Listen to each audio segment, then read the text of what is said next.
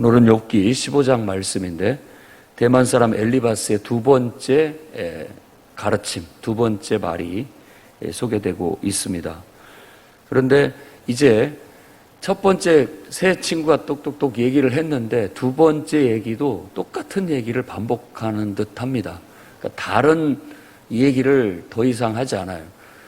그러니까 한 번 말을 했는데 못 알아들었다고 생각을 하면 또 똑같은 얘기를 반복하게 되는 겁니다. 그리고 이제 세 번째는 조금 다르게 얘기를 하는 그런 형태로 나와 있습니다. 아마 우리들의 대화의 습성, 이런 것들도 욥기에서 한번 살펴볼 만한 그런 주제가 아닌가 싶습니다.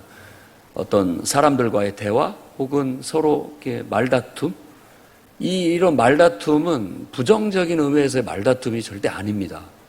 그러니까 막 서로 너 죽고 나 죽자가 아니라 어떻게든지 도와주려고 하는, 그렇게 해서 사람을 설득시켜서 더 좋게 만들려고 하는 의도인데, 그게 나의 생각은 딱 그 생각이 맞는 것 같은데, 그래서 그렇게 얘기를 했지만 나중에 알고 보니까 아, 내가 잘못 알고 있었구나 하는 그런 요소들이 있어서 이 세 친구들은 나중에 하나님 앞에 그런 면에 있어서 책망을 받고 가서 번제 드리고, 욥이 너희들을 위해서 기도해주면 죄가 사해질 것이다 라고 해서 화해할 수 있도록 나중에 그런 오해가 풀리게 되는 겁니다.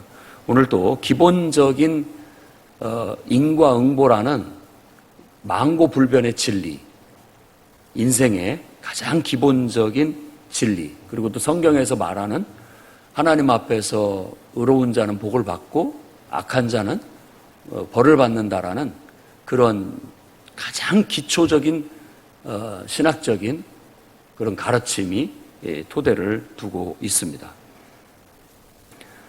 1절에서부터 16절까지 그리고 이렇게 구분을 한다면 이 앞부분은 엘리바스가 욥에 대한 태도를 좀 부드럽게 책망하고 있습니다.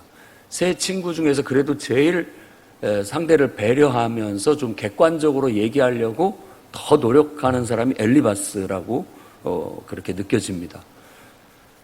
엘리바스는 조심스럽게 욥에 대해서 책망을 하고 그 다음에 객관적으로 악인의 운명에 대한 그런 진리를 설파합니다. 이런 것들은 우리가 듣고 배워야 할 그런 귀한 가르침입니다. 그러니까 우리 인생을 잘 박힌 못처럼 이렇게 잘 박아놔야 풍파가 있어도 흔들리지 않고 나름대로 튼튼한 반석 위에다가 우리의 인생의 집을 잘 지어나갈 수가 있습니다. 근데 이런 것들이 약하면 우리 보통 멘탈이 약하다 혹은 믿음이 약하다, 신앙이 약하다 이렇게 말하는 것들이 바로 그런 토대가 연약하기 때문에 그렇습니다. 토대는 정말 하나님 경외라는 분명한 토대가 있어야 되고요. 그러니까 4절 말씀에 욥에 대해서 네가 하나님 경외하는 일을 그만두어 하나님 앞에 이 묵상을 말합니다. 묵도하기를 그치게 하는구나. 이렇게 말하는 것은 인간이 가장 인간답고 온전하려면 그 토대가 있어야 된다라는 겁니다. 근데 그 토대가 지금 네가 그걸 무시하고 있구나, 그걸 흔들고 있구나 라고 말하고 있고, 마치 우리가 신앙생활을 잘하다가 누군가가 여러 가지 인생의 우여곡절을 겪고 그걸로 인해서 낙심해서 앉아있게 됐을 때 우리가 찾아가서 그 영혼을 어떻게 이렇게 세울까 라고 생각해 봤을 때 가가지고 우리가 하는 말들입니다. 이런 것들이 다, 야, 그래도 하나님을 경외하는 걸 저버리면 안 돼, 그래도 하나님 앞에 기도하는 거 포기하면 안 돼, 이런 말과 같은 거죠. 엘리바스가 말하는 지혜로운 자는 헛된 지식으로 말하지 않는다. 그리고 동풍이라는 비유를 들었는데도 똑같은 얘기입니다. 그런데 이 헛된 지식이라고 말하는 이 헛된이라는 게 푸뉴마예요. 잘 알다시피 푸뉴마는 우리가 영으로도 번역을 하고 바람으로도 번역을 합니다. 직역을 한다면 영을 말하는 건 아닐 테니까 뒤에 동풍도 나오고 이러니까 바람의 지식이라는 뜻이에요. 바람의 지식. 이런 표현들은 시적인 표현으로서 굉장히 참 멋진 표현이라고 할 수 있겠습니다. 바람의 지식이다. 그래서 이 바람이라는 건 속성이 있어요. 바람이라는 건 그냥 이렇게 불어서 없어지는 거잖아요. 그래서 헛되다는 의미를 갖는 것으로 말해주고 있고, 뒤에 따라오는 수식도 무익한 말, 도움이 안 되는 말, 뭐 이런 정도로. 근데 지혜로운 자가 함부로 이렇게 무익한 말, 도움이 안 되는 말, 너한테 도움이 되라고 한 말이다, 이런 의미로서 지금 이 설득을 해나가고 있는 거죠. 듣기가 거북했을지라도 엘리바스는 듣기가 좀 거북하지만 좀 내 말 좀 들어봐라 라고 그렇게 앞에서도 얘기를 했었고, 지금도 지혜로운 자가 말하는 것은 귀담아 들을 필요가 있다라는 듯이 이렇게 얘기를 하고 있는 겁니다. 사실 이 지혜는 잠언서에도 얘기하고 있듯이 하나님을 경외하는 데서 나오는 겁니다. 이 경외라는 말이 나오지만 원래 원어를 보면 하나님을 경외하는 일을 그만두어가 아니라 그냥 야레라고 해서 두려움을 경외라고 번역을 합니다. 그런데 이제 보통 우리가 두려움, 우리 인간이 가지고 있는 긍정적인 두려움은 하나님에 대한 경외심이라고 하는 거예요. 근데 이게 없으면 인간이 이 질서를 잡지를 못하고 통솔이 안 됩니다. 자기 통제가 안 된다고 보면 맞아요. 고삐 뿔린 망아지가 되는 거예요. 그런데 어려서부터 이 마음속에 이 어떤 두려움이, 긍정적인 두려움이 딱 자리에 잡고 있으면 브레이크가 있는 것 같아요. 그래서 그만하면 멈출 수 있고, 또 하기 싫어도 해야 된다라고 하면 달려갈 수 있는 그런 의지력이 생기게 되는 거예요. 인간이 한번 생각해 보십시오. 아무리 능력이 뛰어나도 핵폭탄 같은 그런 능력을 가지고 있어도 그게 통제가 불가하다면 어떻게 가까이 하겠습니까? 유익할 수가 없죠. 그러니까 지혜라는 것은 바로 그런 하나님의 통제력을 우리 안에 가짐으로써 우리 창조된, 하나님에 의해서 창조된 우리가 하나님의 선하신 뜻과 역사를 위해서 자기 안에 있는 긍정적인 모든 어떤 자원들을 활용할 줄 아는 그런 인간이 가장 훌륭한 인간이고 경건한 인간이라고 말할 수 있는 거죠. 욥은 바로 그런 사람이라고 말하고 있는 거고, 또 욥의 세 친구들도 못지않게 그런 훌륭한 인물들이었다는 걸 알 수가 있습니다. 그런데 그런 사람들의 이야기를 너무나 쉽게, 너희들의 생각이 너무 짧다, 고개를 저으면서 받아들이지 않는 것을 보고 엘리바스는 그런 태도에 대해서 잘못됐다라고 말하고 있고, 결국은 네 입이 너를 정죄하고 있는 것이다. 결국은 그런 말을 그럴 수도 있겠군요라고 하면서 긍정적으로 받아들여야 되는데, 아니다, 뭔가 지금 경우는 아니다, 너희 말이 100번 맞고 나도 그렇게 알고 있었지만 지금 그게 아니다라고 받아들이니까 결국 네가 그렇게 말하는 것 그 자체가 정죄받을 만한 일이다라고 그렇게 몰아붙이고 있는 겁니다. 왜냐하면 네가 신보다, 하나님보다 먼저 태어났느냐. 그러니까 지금 이 욥의 친구 엘리바스가 하는 말은 거의 하나님의 말씀이다라는 겁니다. 하나님의 말씀인데 네가 그 말씀보다 네가 더 똑똑하다는 얘기냐, 네가 더 지혜롭다라는 말이냐. 그렇게 지금 말하는 태도 자체가 하나님을 무서워하는 것이 저버린 태도가 아니지 않느냐. 하나님 앞에 묵상하면서 배우려는 태도를 저버린 거 아니냐라고 그렇게 돌아보게 만드는 것입니다. 그러면서 인간의 본질적인 부패에 대한 얘기를 합니다. 사람이 어찌 깨끗하고 어찌 하나님 앞에 의롭다고 할 수 있겠느냐. 우리가 아무리 의롭고 깨끗하다 할지라도 하나님 보시기에는 부정하다. 하늘이라도 하나님 보시기에는 부정할 뿐이다 라고 그렇게 말함으로써 결국은 하나님과 비교했을 때 인간은 본질적으로 연약하고 부족하고 불완전한 존재라는 것을 말하고 있는 겁니다. 이 부패라는 뜻은 물론 우리가 막 악랄한 짓을 하는 행동도 말할 수 있겠지만 더 근본적인 의미는 불완전하다는 뜻입니다. 온전치가 못해요. 한번 생각해 보십시오.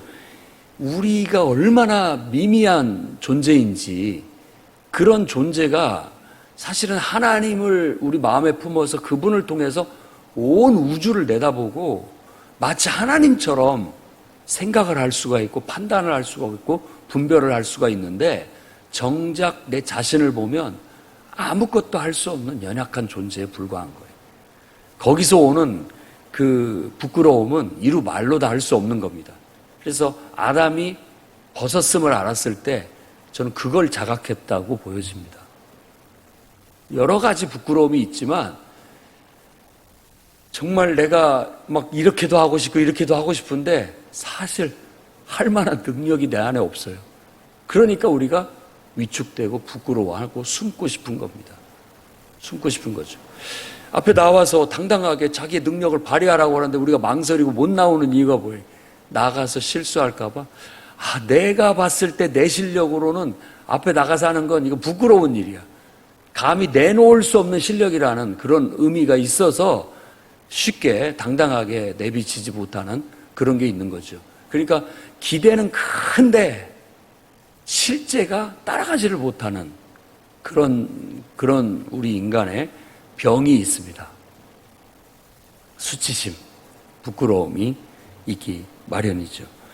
그런 존재라는 것을 다시 한번 언급을 하고, 이제 17절에서부터 35절에 엘리바스는 욥에게 내가 한 가르침을 주겠다라고 하면서 내 말을 들어보라라고 자신이 알고 있는 것을 내가 보여주겠다라고 말합니다.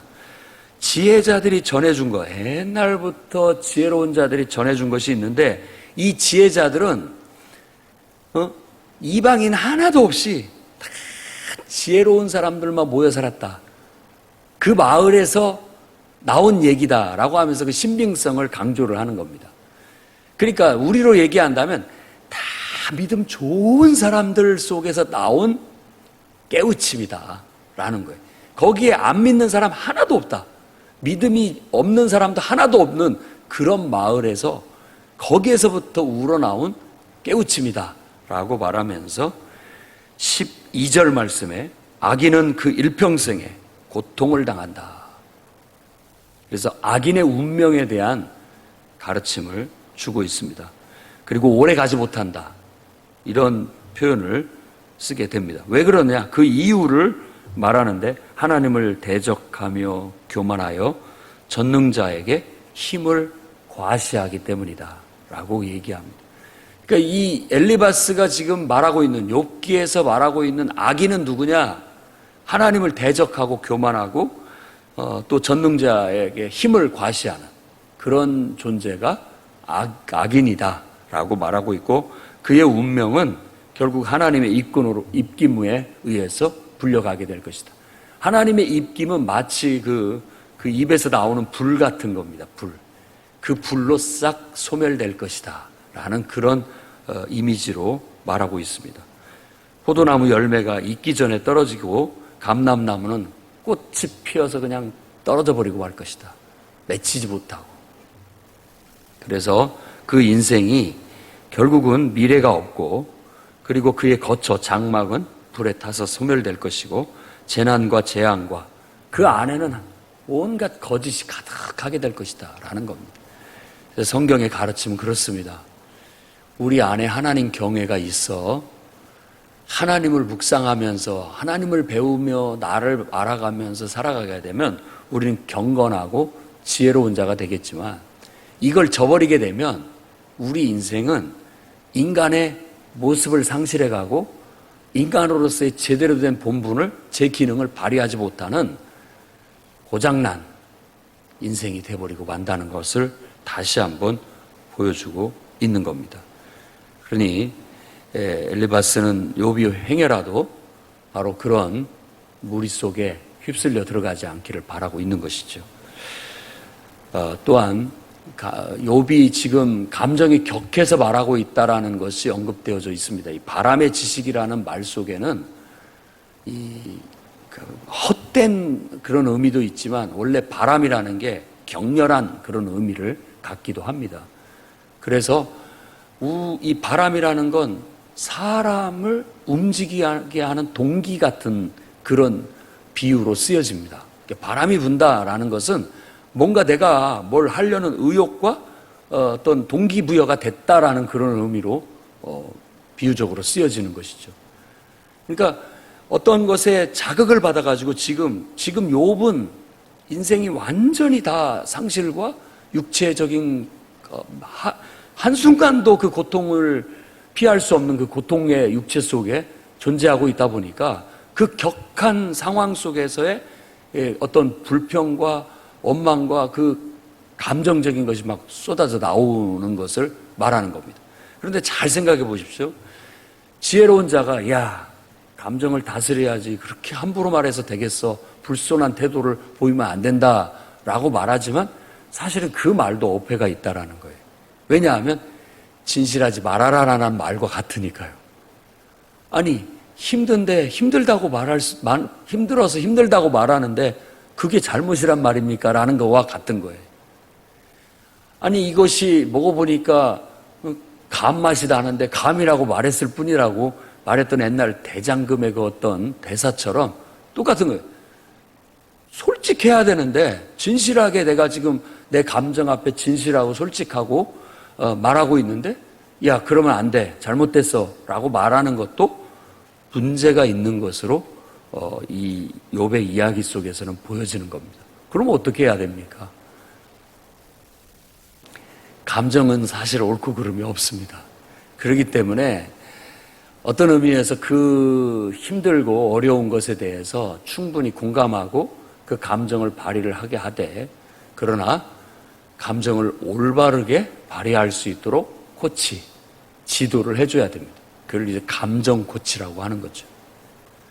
지금까지 봤을 때 그게 가장 온전한 지도 방법이라고 생각이 듭니다.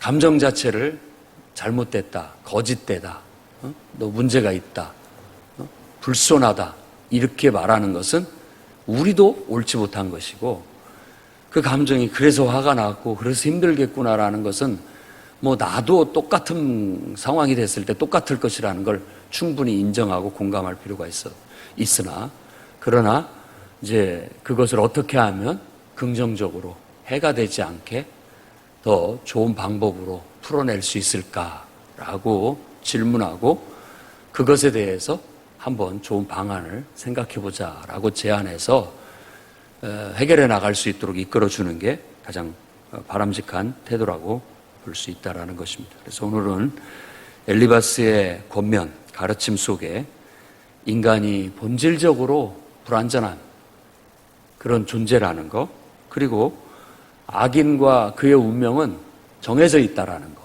우리가 분명히 기억하고 정말 경건한 그리스도인으로서 늘 마음속에 하나님을 경외하는 신앙을 늘 품고 그분을 묵상하면서 여러분들이 지혜를 얻고 또 용기를 얻고 힘을 얻어서 그분을 통해서 사는 인생들이 다 되시기를 주의 이름으로 축원합니다.